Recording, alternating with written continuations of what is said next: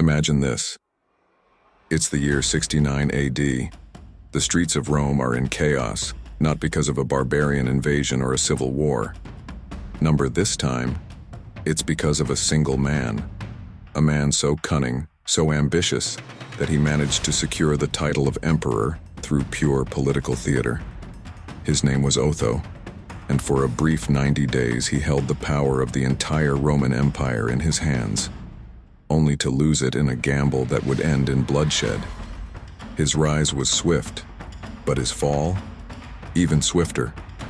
In just 3 months, Otho went from being hailed as a hero to committing suicide on the battlefield, all because of a single fateful decision.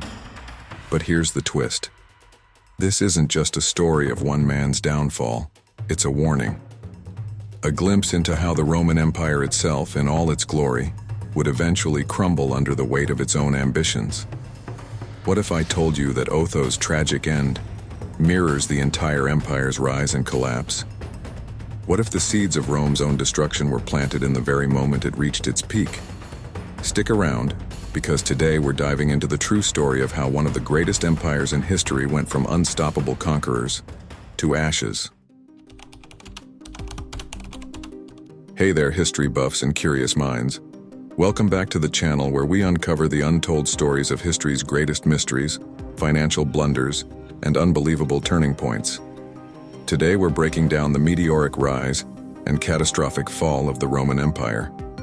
From its humble beginnings as a small republic to its transformation into a colossal empire that stretched across 3 continents, and ultimately to its dramatic collapse. But we're not just going over the dates and facts you've heard 1,000 times. We're diving deep into the forgotten, the overlooked, and the bizarre tales that led to Rome's downfall. So, let's start where it all began.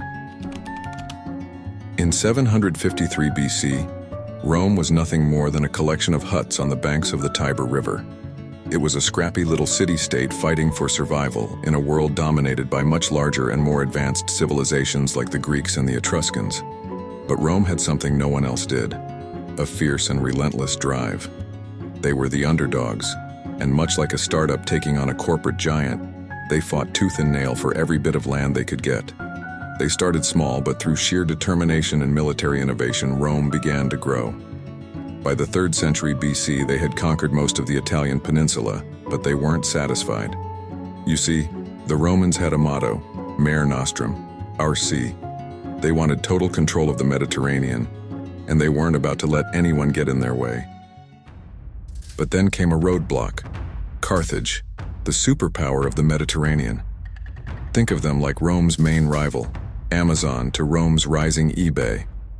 The Punic Wars between Rome and Carthage were brutal, lasting over a century, with both sides suffering tremendous losses. Who can forget Hannibal's bold move, crossing the Alps with war elephants, striking terror into the heart of the Roman Republic? Rome had never faced anything like this before. It was a fight for survival. If they lost, the Roman dream would die with them. Rome ultimately won, but at a massive cost. Their victory over Carthage wasn't just a military triumph. It was the beginning of their imperial overreach. With their newfound dominance came wealth, slaves, and land. A lot of land. But as Rome grew larger, so did its problems. The very wealth that had made them powerful was also tearing them apart from the inside. Corruption, greed, and political infighting became the norm. The Republic was crumbling, and in its place, the seeds of an empire were sown. Julius Caesar, Augustus Nero, names you probably recognize. They weren't just emperors, they were symbols of Rome's transition from a republic to an empire. And while Augustus ushered in a time of relative peace known as the Pax Romana, the reality was that Rome was building its empire on shaky foundations.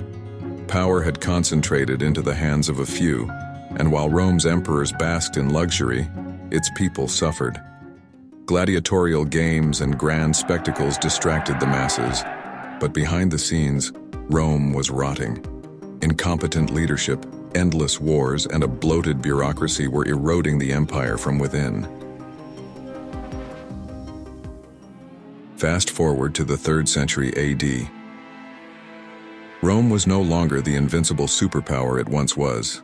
A series of weak emperors, barbarian invasions, and internal strife led to a period known as the crisis of the 3rd century. At one point, the empire was so divided that there were 3 rival emperors ruling at the same time. The empire was stretched too thin, and while the barbarians at the gates were a threat, the real danger was internal: corruption, military overspending, and a complete loss of control. Sound familiar? It's like a modern company scaling too fast and losing sight of what made it successful in the first place. And then in 410 AD, the unthinkable happened. Rome, the Eternal City, was sacked by the Visigoths. It wasn't just the fall of a city, it was the symbolic collapse of an entire empire. Though the eastern half of the empire, known as Byzantium, would carry on for centuries, the Western Roman Empire had fallen. What once seemed unstoppable had crumbled under its own weight. Rome's fall was a warning to all future empires. No matter how powerful, no matter how vast, no empire is invincible. But here's the kicker: Rome never truly disappeared. Its influence still lives on in our governments, our laws, our architecture, and even our language. In many ways, we are all living in the shadow of the Roman Empire.